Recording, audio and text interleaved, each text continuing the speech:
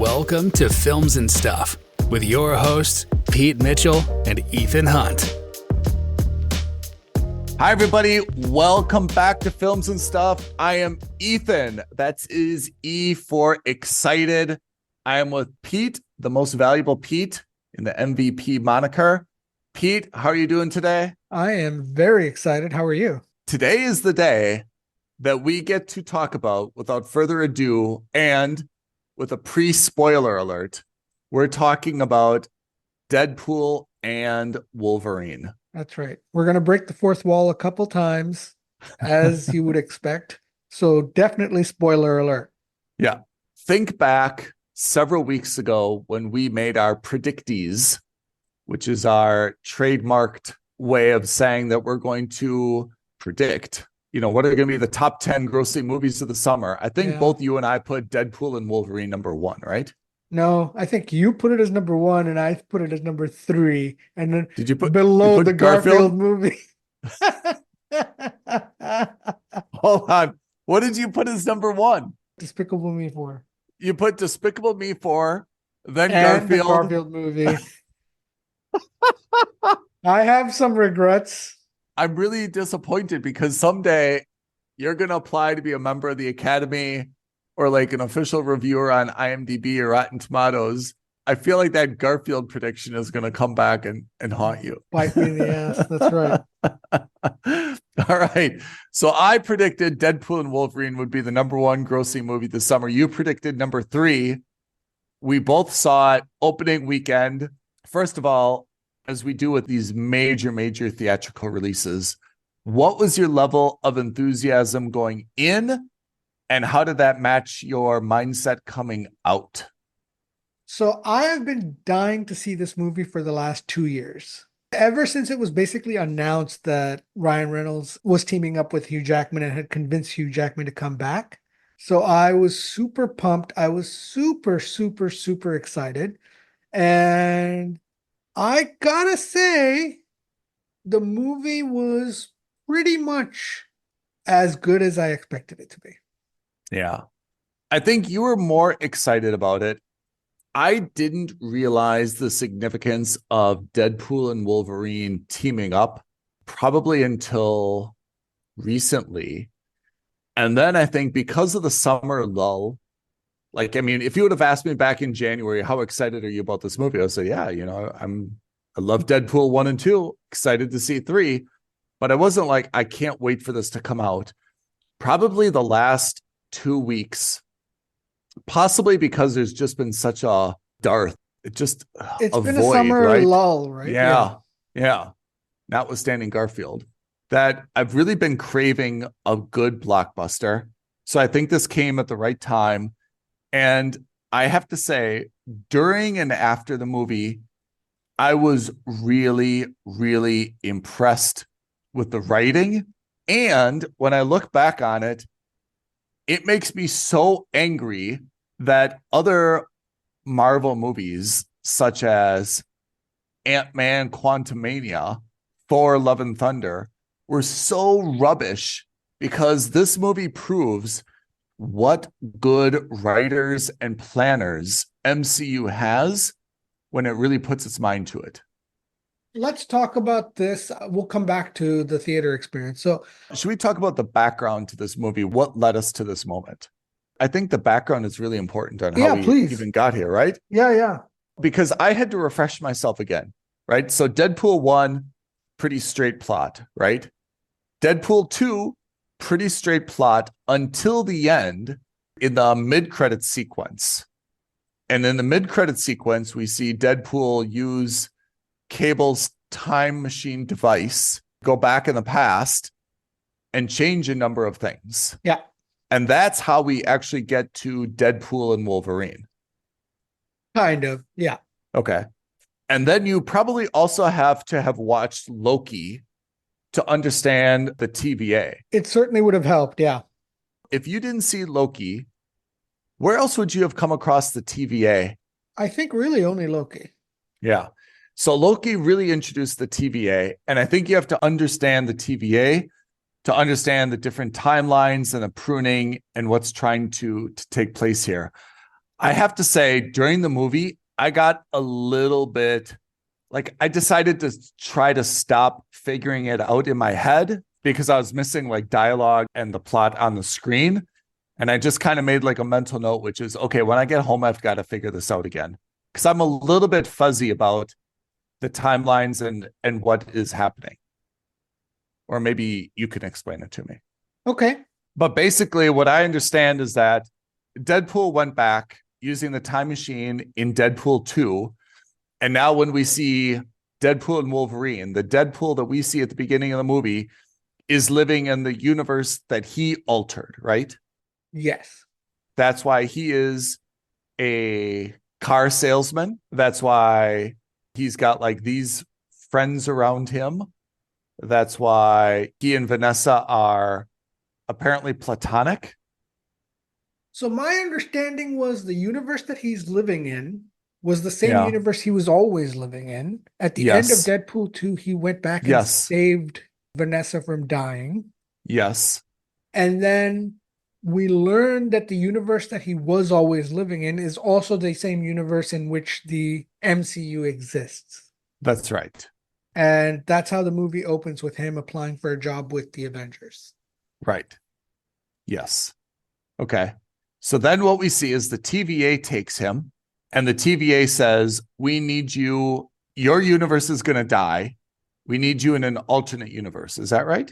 Yeah. We want you to come over onto what they call the quote unquote prime timeline, or whatever it was called. Yeah. So he was living in an adjacent timeline, and they were going to prune it. They were going to end it, right? Well, yeah. They said that it was dying, but they were going to accelerate that. Yeah. Right. So it's going to take thousands of years to die. Then they've got this new device that just like prunes it, and they're just going to clean that up. But they said, hey, we want you to go into the main timeline, right? Yeah. And when you join that main timeline, you'll be a part of the Avengers. Right. But what was the problem with that main timeline? It didn't have Wolverine? No, that was the current timeline.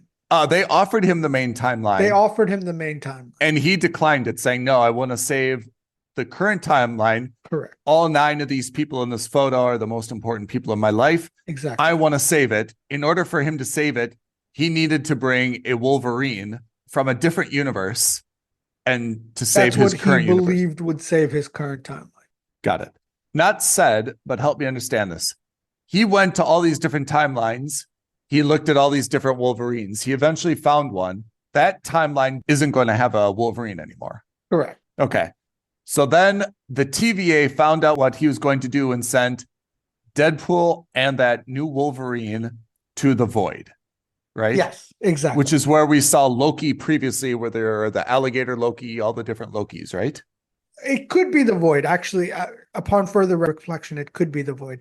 But yes, it was a place outside of time. Okay. Now help me understand. So the Void we see, this is where it got like super crazy. And this is where they kind of broke, would you say they broke the fourth wall? But 100%. A lot of the times. The tongue-in-cheek joke that if you didn't follow, I guess, comics or MCU or everything was, they basically said all these superheroes who have appeared in kind of like one-off movies or never were part of the Avengers but are owned by MCU, this is kind of where they've just been stored to die, right? So we saw Blade, we saw... So this is Elektra. Basically all the Fox movies. This is where all the different Fox characters were. Oh, good Fox reference. Yeah. So we saw Elektra and Blade were the 2 big ones. We saw X-23. We saw Gambit, which was a huge one. Oh, yeah. Where is Gambit from? So the joke about that was that Channing Tatum was signed on to make a Gambit movie. Okay. And then after the Fox merger with Disney, or the acquisition, that movie was canceled. So he never got to play it. And what Deadpool is to Ryan Reynolds, Gambit is to Channing Tatum. It's a character dear to his heart that he's wanted to do forever. Because he even made a reference to it himself, like, people never even got to know me. Exactly. You know, like, exactly. Yeah. So they're in the Void. They all met up. And then they took on who is ostensibly Professor X's twin sister. Yeah. Does she exist in any other universe or any other thing? She exists in the comics. So is this a big thing to show her? Kind of, but I'll tell you why she's not. It's because if you think about it, and I thought about it a lot after seeing the movie, you didn't need her to be the big bad. Yeah. I think this movie would have been just as good if you just left Matthew McFadden's paradox as the big Yeah. bad, and you didn't need her to be the quote unquote big bad at the end of the movie. Okay.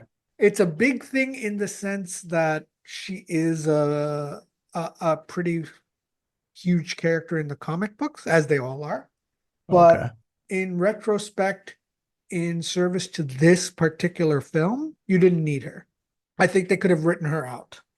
Yeah, I did not know how big she was in the comics. In fact, I didn't know that she was in the comics at all. Yeah, she's Professor X's twin.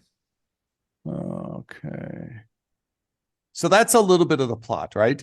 And then obviously we see Wolverine and Deadpool and everyone else teaming up to get out of the void so that they can revive the original, which they don't even know is going to work at the time, to revive the original Deadpool timeline. Yeah. Or his world. Yeah. Okay.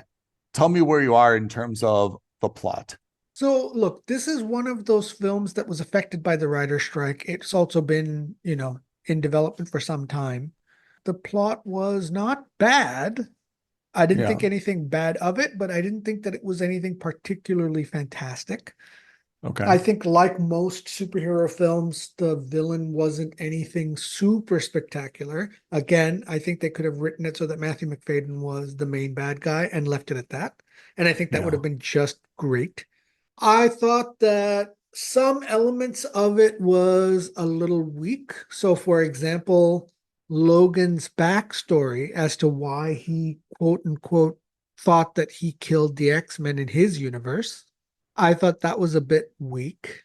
Can we take a timeout? It was X-Men Days of Future Past, right?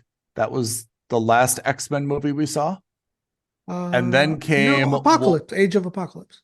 How did Age of Apocalypse end? I don't even remember because it was so bad. Okay. And then after Apocalypse, then we saw Wolverine, and then it was Logan, right?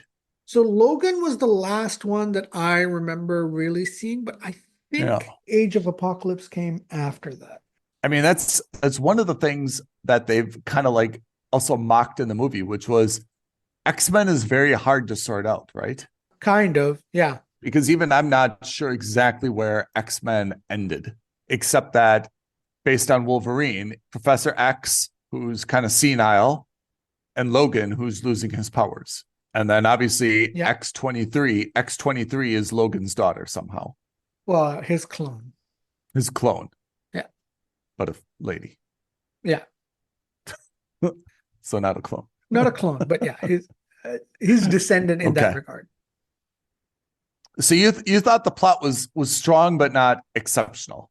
Correct. I think there were elements to the plot that could have been not fixed, but I think could have been amended to make it stronger. Okay. What'd you think of casting? What'd you think of writing? Casting, I thought was excellent. I thought writing was fine, but I thought the casting was fabulous. There were so many cameos in there. Yeah. Did you think the movie was funny? Oh, there were so many laugh out loud moments. It was, and some of them were very, very inside jokish, I think a lot of it was referential to itself. I think a lot of it was, similar to how Endgame was. If you had seen the Fox Marvel movies, you would have gotten a lot of these inside jokes. Yeah. Yeah. And I think in that regard, I think it was kind of like a love letter to the old X-Men movies of, the Fox universe. There were a lot of those jokes that you had to really understand the context to realize how funny they were. Yeah. A lot of the cameos, that's certainly the case. I mean, for me, the biggest surprise, there were the two biggest surprises was one, Wesley Snipes coming back as Blade. And two was Chris Evans coming back, but not as Captain America, but as Johnny Storm. Yeah. And that blew me away.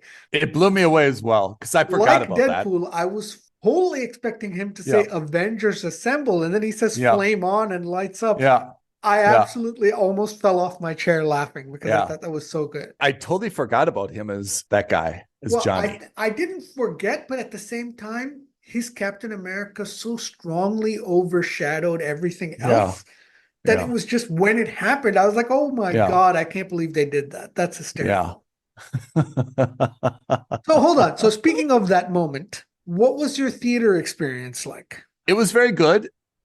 I went to a Vox, which is a very large brand in the Middle East. Very good quality, very institutional and organized.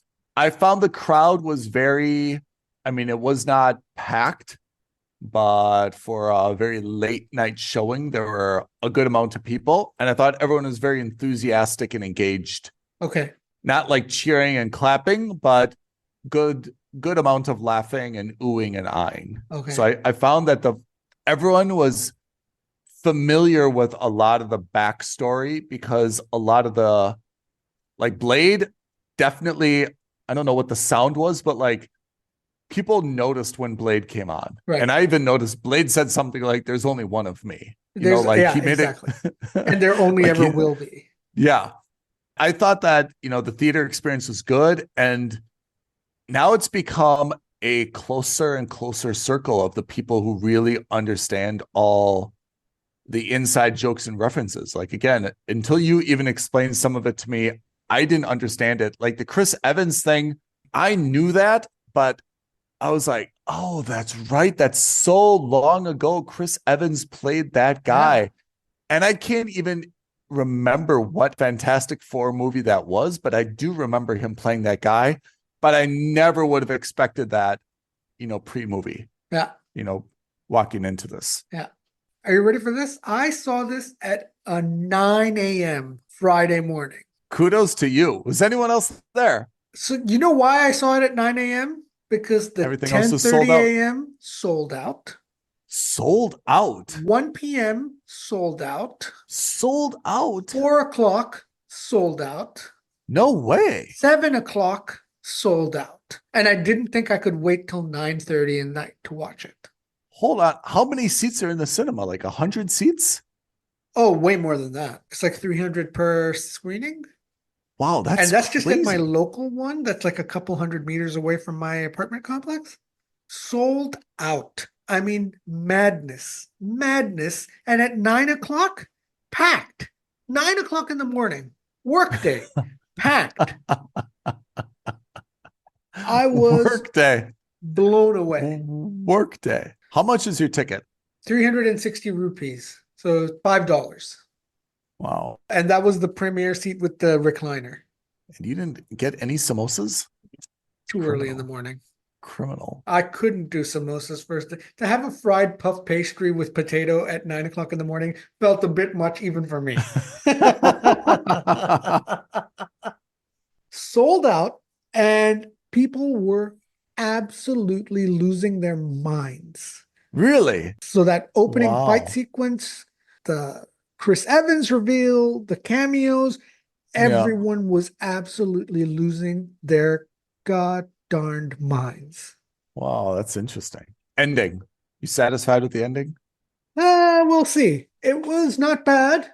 It felt a bit generic, but the fight, look, I gotta say, the fight sequences throughout this entire film, fantastic.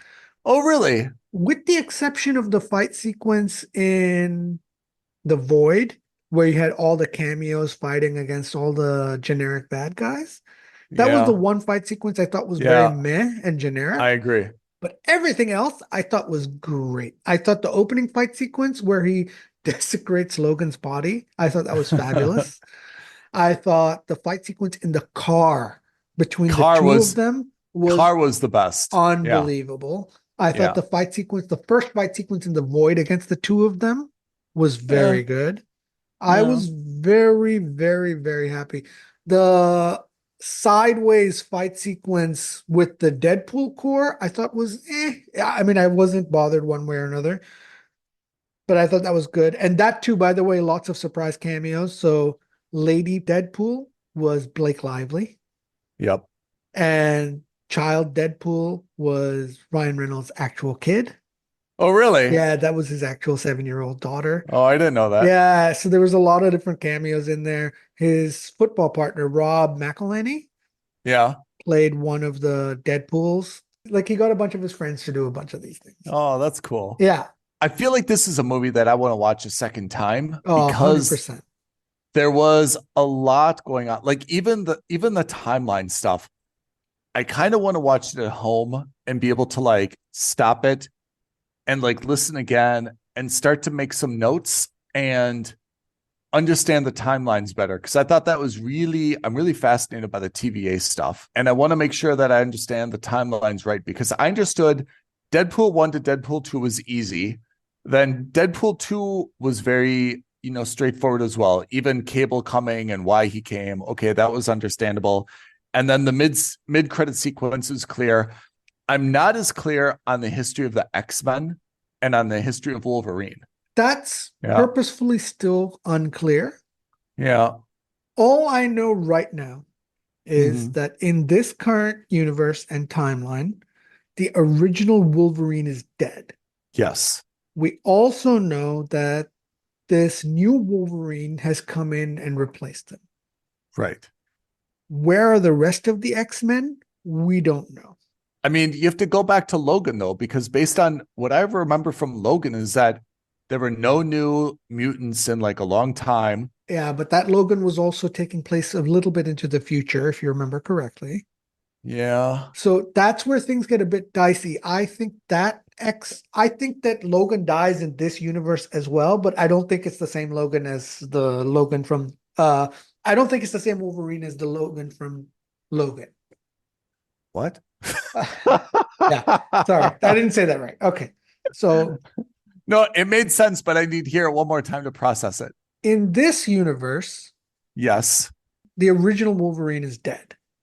Yes.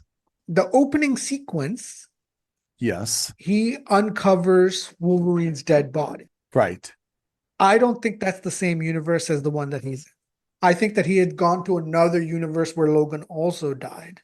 That corpse that he dug up in the opening scene, is that supposed to be Logan from the movie Logan? Yes. Okay. So you think Ryan Reynolds, Deadpool, went to that Logan universe, and that's a different universe from the Deadpool universe where he and Vanessa are together? Correct. Okay. That's my feeling. Why would he do that? The reason I think that is because in the movie Logan, it was set more into the future. Yeah. And all the X-Men died. But the world knew of the X-Men in that universe. And we don't really know how they died in that universe, right? Well, yeah, old age, et cetera, et cetera, et cetera. But like old age, like all these guys can die of old age, then it would be like very far into the future, right? Well, that's the whole point. Because even that Logan was quite old. But that was not set in like a futuristic time, right? It kind of was. Remember, the limo looked fantastically futuristic and all that kind of stuff. I don't remember as much. I need to take some time. This is our life now, Pete. I need to take some time to refresh myself on the X-Men universe. I think, first of all, was it Fox that made the X-Men universe? Yes. So Fox kind of mucked it up by having so many different X-Men. Oh, 100%. Right? Yeah. Because they rebooted it unnecessarily again and again. Yeah. So we're also not going to totally be able to figure it out because it's just not available to be figured out. Or my advice would be enjoy the Fox X-Men movies for what they were and don't worry about them being as one continuous timeline. Yeah. Because in any case, the MCU timeline is now going to be the prime time. Yeah. I love the TVA. We didn't see Loki at all in this movie, did we? No, because remember what happens at the end of Loki? He sacrifices himself and binds all the timelines together. That's right. But that means he's dead? Not dead, but at the same time, not a part of the universe because he exists outside. But not in the void. Not in the void. The void's a very flexible construct for like absolutely. Just stashing anything you want there, right? Yeah, exactly. So what's your rating of this film? Oh, this is 100% a must-watch in cinemas. Look, yeah, I agree. The soundtrack was great. The fight sequences were fantastic. The visual effects were fantastic. You're not going to be able to get the same level of enjoyment at home that you would in the cinema. Having said that, like you rightly pointed out, you will be able to get a deeper dive Yeah. by, pausing to understand, to see the little cameos and to see all the little inside nods. You'll get that Yeah. from home. But Yeah. like in terms of your first viewing, maybe even your second or third viewing, in terms of pure visceral enjoyment, you're going to Yeah. want to do it in the cinema. You're going to want to experience like what I did. I Yeah. had so many people hooting and hollering Yeah. throughout the entire cinema at 9 a.m. on a Friday morning. You're like, it's a work day. It's crazy. Note, dear listeners, that Pete had no compunction about spending the morning of his workday. I am like the watcher. I'm an impartial viewer from the outside. I'm allowed to watch movies at 9 o'clock on a Friday. Yeah. One thing I didn't ask you, how excited were you for Wolverine's suit? Oh my God. It was so awesome. It was so good. It was so good because they've made so many jokes about it in Yeah. all of the live action adaptations for the last 24 years. And I Yeah. think even Ryan Reynolds made that joke as Deadpool. It's like, it only took 20 years for you to get it right. Yeah. Because why do you look like you're a member of the Los Angeles Rams? Yeah. Yeah. It was so good. It was fantastic. But it was like a big thing among fans, like that Wolverine never, right? I mean, when you Yeah. think of Wolverine, you think of the Michigan Wolverines, right? Like You think of the yellow and blue Yeah. latex suit. Absolutely. Yeah. I agree with you though. The fight scene in the Honda Odyssey was, I Oh, think, one of, yeah, fabulous. Really, really yeah, good. And what a great promotional tie-in for Honda. I want to say something about the Honda Odyssey.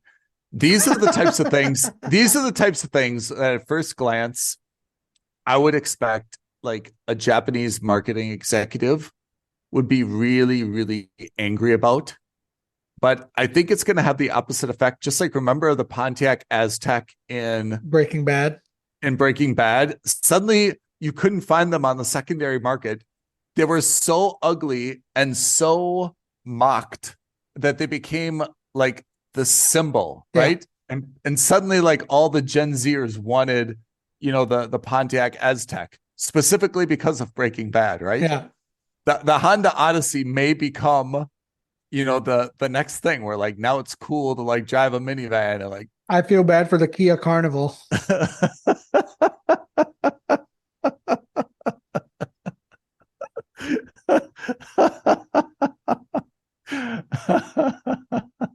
Can I assume that it's the same for you? This is a must-watch in cinemas? It's a must watch in cinemas. I'm really happy with it. The disappointment to me was not with this movie. It was that I mean, it's not a perfect movie, but I thought it was so clever. The writing was so tight that it made sense, that I look back at like Quantumania, right? Which is a movie that I was really, really excited about. I love Ant-Man. I love The Wasp. That was a movie that you and I have talked about repeatedly. Like there was not a single line in there that made us laugh or smile or chuckle, even though Paul Rudd is on par with Ryan Reynolds as being able to deadpan, like one-liners. 100%.